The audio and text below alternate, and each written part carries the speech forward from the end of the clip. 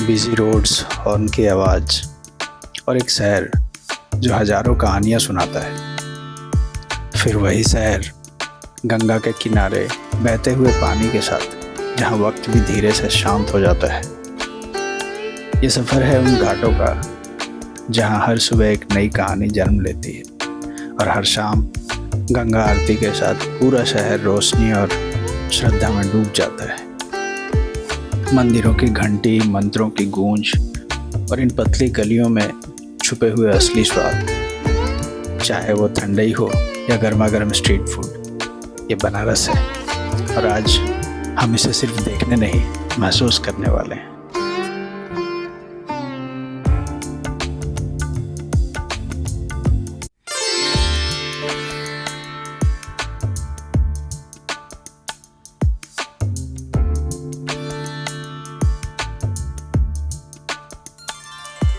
तो पिछले एपिसोड में होटल आपको दिखा दिया था, बट होटल का नाम बताना भूल गया था। तो ये है सेंट्रल रेसिडेंसी और इस होटल में हम चेक इन किए। चेक इन करने के बाद हमको यहाँ पे होटल के पास में ही एक छोटा सा पार्किंग स्पेस दिखाया गया जो इनका खुद का था, जहाँ पे हमने बाइक रखी, रेडी हुए और अब निकल रहे हैं हम लोग बनारस दर्शन के लिए।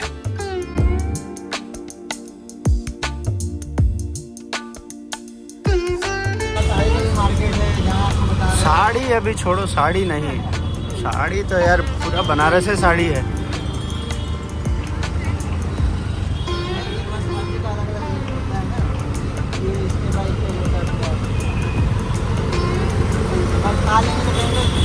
अब आने पहले पेट में कुछ जाए, उसके बाद सोचेंगे क्या करना है। तुम लोग आलतू फालतू पैसा बोलते हो, 150 शुरू करें। 150 बोलना ही का है जब रेट जो। वैसे तो बनारस बहुत सारी चीज़ों के लिए फेमस है, जिसमें से एक होता है यहाँ का स्ट्रीट फूड और यहाँ के चाट, पकौड़े, समोसे, काफ़ी चीज़ें। तो हमारा भी प्लान वही हुआ कि सबसे पहले हम जाके कुछ पेट पूजा करते हैं और एक टोटो बुक किया और टोटो वाले से बोला कि हमको काशी चाट भंडार लेके चलो। बट वो बोला कि भैया काशी चाट भंडार के लिए भी रास्ता ब्लॉक होगा, आपको काफ़ी पैदल चलना होगा, आपको मैं और एक जगह लेके चलता हूँ। तो हम पहुँचे गोपी चाट भंडार।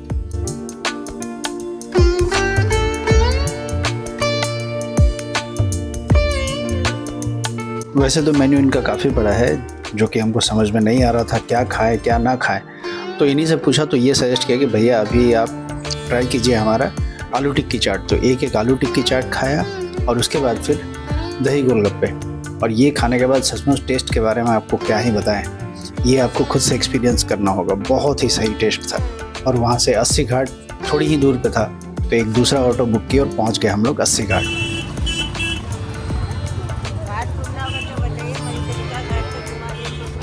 बैठेंगे यहाँ पे।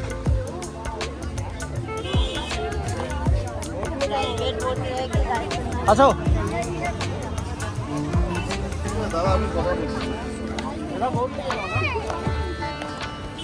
वाह, ये पहुँचे हम लोग 80 घाट।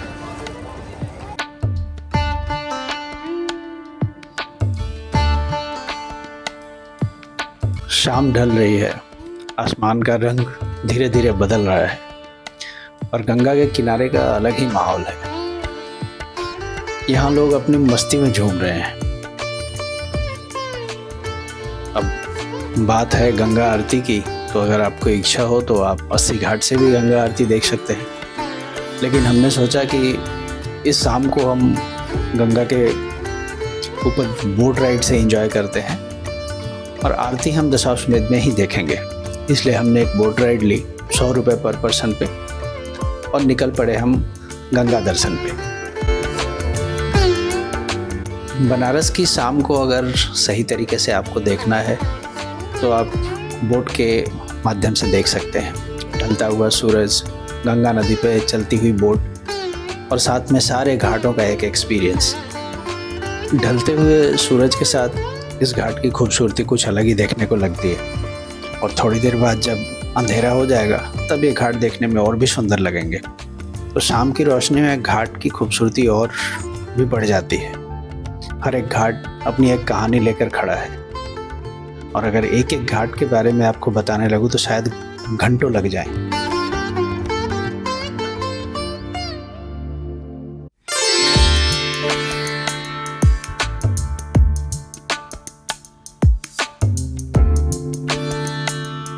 बनारस के घाट में कुछ घाटों को बहुत ज़्यादा महत्व दिया जाता है, जैसे मणिकर्णिका, दशाश्वमेध और भी ऐसे बहुत सारे घाट हैं, जैसे तुलसी घाट जहाँ रामचरितमानस लिखी गई, हरिश्चंद्र घाट जहाँ जिंदगी का एक और सच रोज सामने आता है।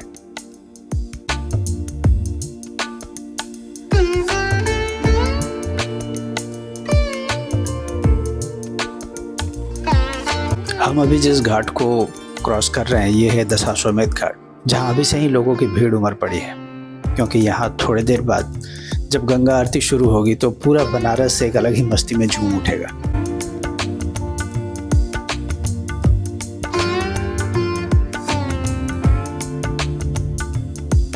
एक और दशाश्वमेध की आरती तो दूसरी ओर जीवन का सच।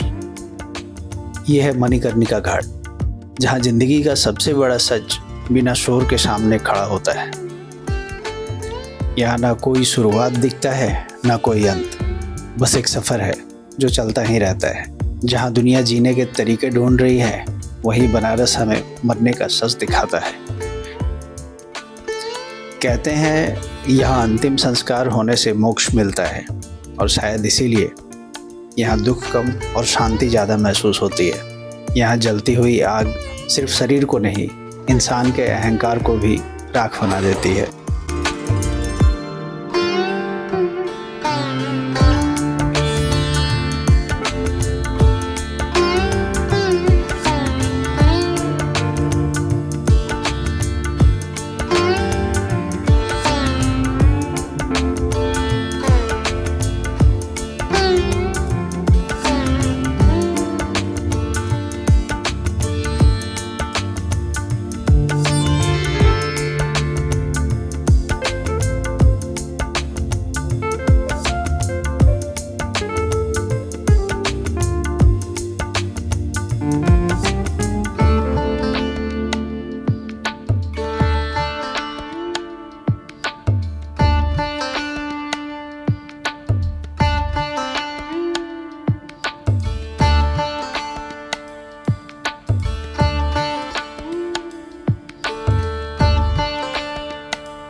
तो अब धीरे धीरे बोट हमारा घाट के उस अंतिम छोर पे आ चुका है, जो इस पुराने शहर के बीच एक नया रूप भी दिखाता है। यह है नमो घाट। नमो घाट की असली खूबसूरती देखनी है तो जब अंधेरा हो तब आप देखिए। लाइट से जगमगाते हुए, क्लीन और मॉडर्न, ये दिखाता है कि बनारस सिर्फ अपनी परंपराओं में नहीं बल्कि नए ज़माने के साथ भी चल रहा है। और नमो घाट उस नए ज़माने को अपने अंदर किस तरीके से समेटा हुआ है। आप अगर यहाँ पे आओ, थोड़ी देर बैठो और एक्सपीरियंस करो, तब समझ में आएगा।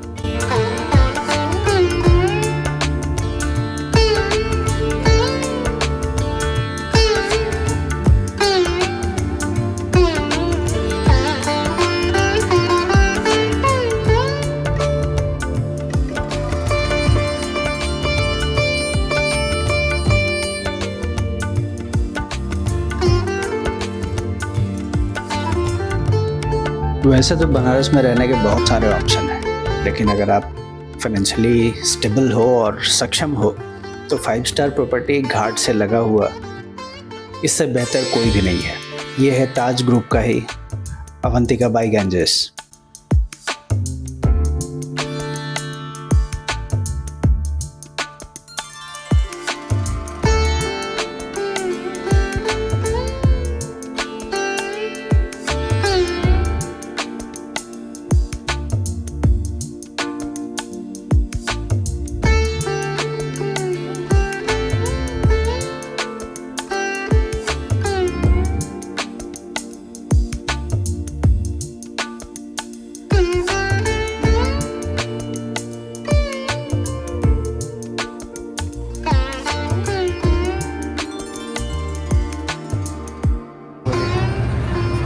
तो एक ट्रिप कंप्लीट हुआ हम लोगों का।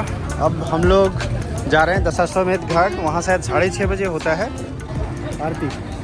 तो प्लान हुआ कि यहाँ पे उतर के हम लोग आरती देख के उसके बाद फिर अपने होटल चलेंगे। चलो पता चले। वैसे तो यहाँ बैठने के कोई पैसे नहीं लगते।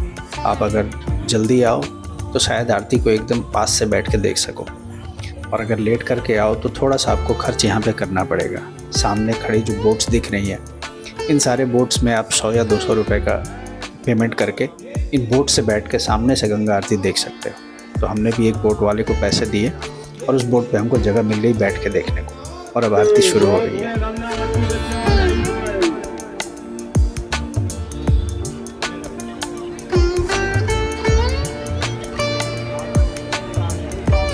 दशाश्वमेध घाट वाराणसी का सबसे फेमस और स्पिरिचुअल घाट माना जाता है। कहते हैं कि ये वही जगह है जहां भगवान ब्रह्मा ने 10 अश्वमेध यज्ञ करवाए थे, वो भी शिव जी के स्वागत के लिए, और इसी वजह से इसका नाम पड़ा 10 अश्वमेध।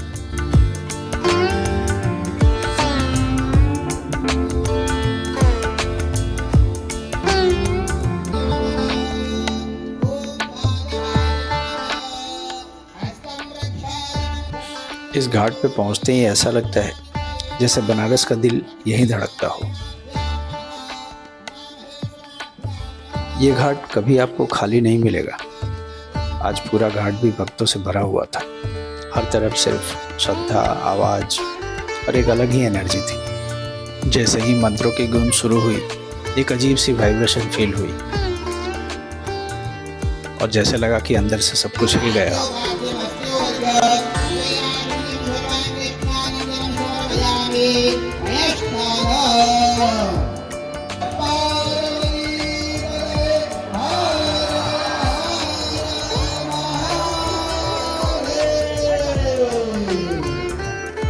गंगा के किनारे जलते दिए, पंडितों की एक साथ होती आरती और आसमान में गूंजते शंख की आवाज़। ये सिर्फ एक रिचुअल नहीं, ये बनारस का एक रूप है जिसे हम सबको फील करना चाहिए।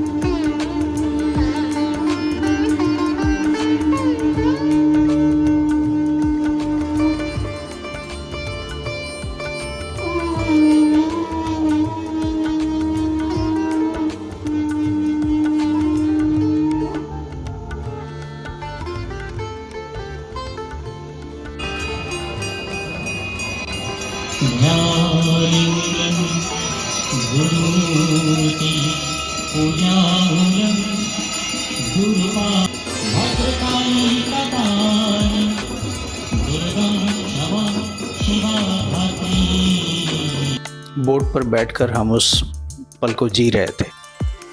ना कोई जल्दी, ना कोई डिस्ट्रैक्शन, सिर्फ हम, माँ गंगा और वो आरती जिसे देखने के लिए लोग न जाने कहाँ कहाँ से आते हैं। सच कहूँ तो बनारस को देखा नहीं जाता, महसूस किया जाता है, और आज हमने उसे दिल से महसूस किया। और शायद इस वीडियो के माध्यम से आपको मैं थोड़ी सी झलक इस आरती की दिखा सकूं।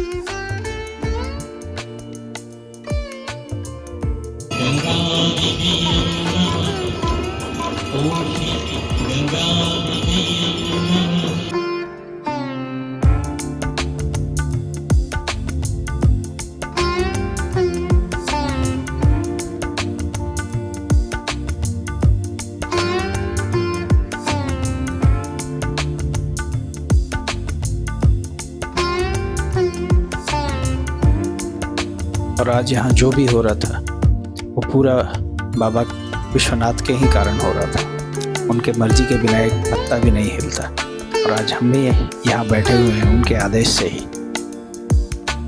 ये वीडियो अगर किसी भी तरह से आपके पास तक पहुँचा हो तो मैं आपसे एक कमेंट की रिक्वेस्ट करता हूँ कि हर हर महादेव कमेंट में ज़रूर लिखें।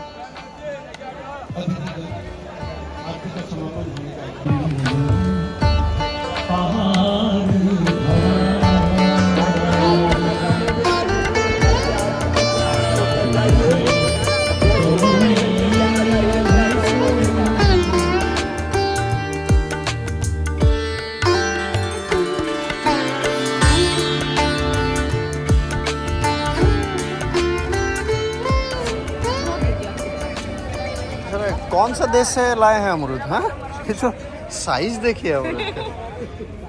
हाँ? इससे बड़ा ये है, देखिए।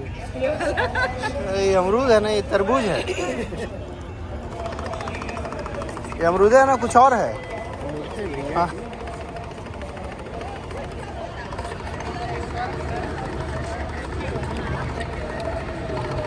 हाँ मिष्टी, वाह। तीखा लगना है ना। हाँ हाँ हाँ, तीखा थोड़ा, हल्का हल्का, ज़्यादा नहीं। अरे अमरूद का साइज देखो।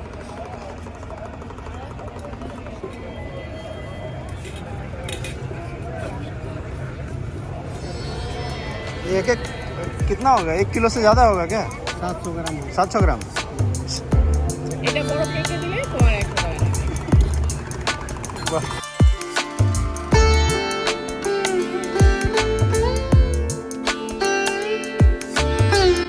बनारस के घाट अगर आप चाहो तो पैदल चल के भी देख सकते हो, क्योंकि ये सब एक दूसरे से ब्यूटीफुली कनेक्टेड है। हम भी आरती के बाद धीरे धीरे चलते हुए उन्हीं घाटों के रास्ते आगे बढ़े और पहुंच गए काशी विश्वनाथ मंदिर के गेट नंबर 1 तक, जहां से हमने मंदिर की एक छोटी सी झलक देखने को मिली। लेकिन वो एक झलक ही काफ़ी थी उस डिवाइन एनर्जी को महसूस करने के लिए। काशी विश्वनाथ के गेट नंबर 1 से बस कुछ ही कदम दूर है मणिकर्णिका घाट, वो जगह जहाँ जिंदगी और मौत के बीच की रेखा बिल्कुल धुंधली हो जाती है। यहाँ के बारे में कहा जाता है कि चिता की आग कभी बुझती नहीं, सदियों से ये अग्नि लगातार ही जल रही है, जिसे डोम समाज संभालते हैं। ये उनकी परंपरा है, उनकी जिम्मेदारी है। हिंदू धर्म में माना जाता है कि यहाँ अंतिम संस्कार होने के बाद मोक्ष मिलता है, जन्म और मृत्यु के चक्कर से मुक्ति। इसलिए दिन हो या रात, बारिश हो या धूप, यहाँ आग कभी रुकती नहीं और ये घाट कभी सोता नहीं। कहते हैं अगर कभी ये अग्नि बुझ गई तो इसका मतलब सिर्फ एक घटना नहीं बल्कि एक युग की समाप्ति। यहाँ खड़े होके एक अजीब सी सच्चाई सामने आती है। जिंदगी जितनी भी भागदौड़ भरी हो, अंत में सब कुछ यहीं समा जाता है। और बनारस इस सच को दिखाने में कोई कमी नहीं छोड़ता। बनारस सिर्फ जीने की जगह नहीं, यह हमें जीवन के सच को समझाता है।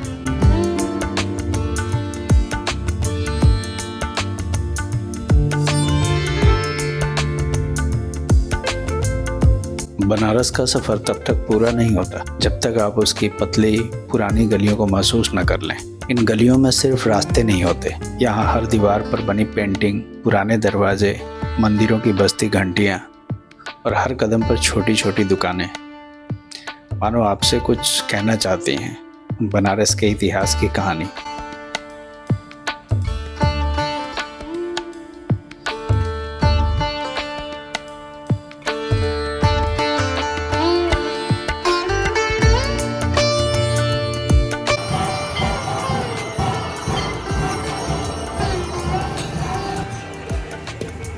आप लोगों को क्या दे दिया? हम लोग को रबड़ी दी।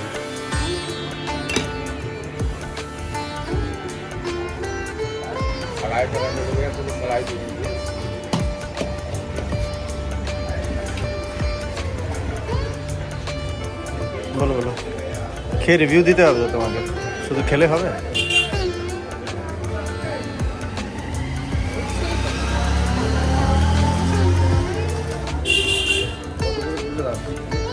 আগে খাও তারপরে টাকা। बम भोले, তাই তো? कहीं ठंडाई तो कहीं रबड़ी का स्वाद लेते हुए हम धीरे धीरे बढ़ते हुए आ पहुँचे काशी विश्वनाथ मंदिर के गेट नंबर 4 के पास।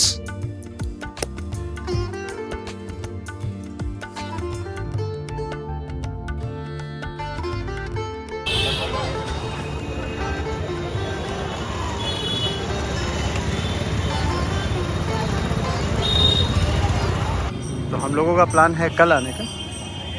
चलो अब यहाँ से निकले, आगे चौराहा से राइट हम लोगों को लेना है अपना ऑटो या टोटो जो भी मिले। और ये एरिया पूरा यहाँ पे फूल माला और सब जगह यहाँ पे लॉकर अवेलेबल है। कहाँ गए? ये है काशी विश्वनाथ का लॉकर, मतलब ये ट्रस्ट के ओर से चलाया जाने वाला सबसे बड़ा लॉकर है। देख रहे हैं यहाँ पे। यहाँ आओ, अपना सारा जो भी सामान वगैरह है निःशुल्क रखो और उसके बाद मंदिर दर्शन करने जाओ। यहाँ देखो, इस रास्ते में कोई भी अभी तक टोटो, ऑटो, रिक्शा कुछ भी नहीं दिख रहा है। सिर्फ बाइक्स, और वो भी सारे लोकल ही है। और बाकी जो लोग यहाँ पैदल आना जाना कर रहे हैं वो मैक्सिमम यहाँ पे टूरिस्ट और मंदिर दर्शन करने वाले हैं। आ गए हम लोग गदौलिया चौक, यही यहाँ का मेन मार्केट है। बहुत क्राउडेड है, बहुत, देख रहे हो, चलना भी मुश्किल हो जा रहा है। ये देखो, यहाँ से विश्वनाथ मंदिर 0.4, दशाश्वमेध घाट हो गया हम लोगों का, BHU 80 घाट हो गया। यही है गदौलिया चौक। अब हम लोगों को यहाँ से लेना है टोटो।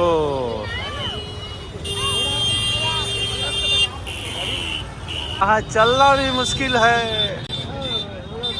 यहाँ चलना भी मुश्किल है।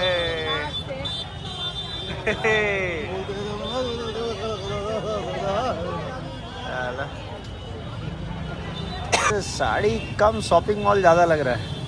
देख रहे हो, साड़ी का शॉपिंग मॉल है।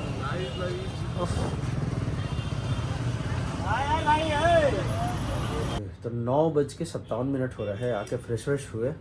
और आज का दिन जो गया, मतलब हम लोग कोई मंदिर वगैरह आज नहीं घूम पाए, बिकॉज थोड़ा सा वो घाट के पास जाके थोड़ा कंफ्यूज हो गए क्या करना है। लेकिन ठीक है, इवनिंग काफ़ी अच्छा गुजरा, सारा घाट घूमना हो गया। उसके बाद वो 4 नंबर गेट था ना, वो जहाँ से हम लोग घुसे थे, 4 नंबर गेट काशी विश्वनाथ का, उधर एक बार ऐसे ही बाहर से ही देख लिया। अब कल प्लान है हम लोगों को जाके काल भैरव और काशी विश्वनाथ दर्शन करना। और वैसे भी वो दोनों में तो ये फ़ोन अलाउड है नहीं और कैमरा अलाउड है नहीं, तो कुछ आपको दिखा नहीं सकेंगे। तो कल वो दोनों मंदिर करना है, कुछ शॉपिंग वगैरह होगा तो वो करेंगे। गंगा में एक बार डुबकी लगाने का मन है। और ऐसे ही देखते देखते कल का दिन गुजर जाएगा। आज का दिन काफ़ी अच्छा था, स्ट्रीट फूड ट्राई किए हम लोग काफ़ी, और घाट का एक्सपीरियंस बहुत अच्छा था वो, मतलब। और रूम के बारे में अगर बताएं ना, तो ये होटल हम लोगों को इतना अच्छा लगा।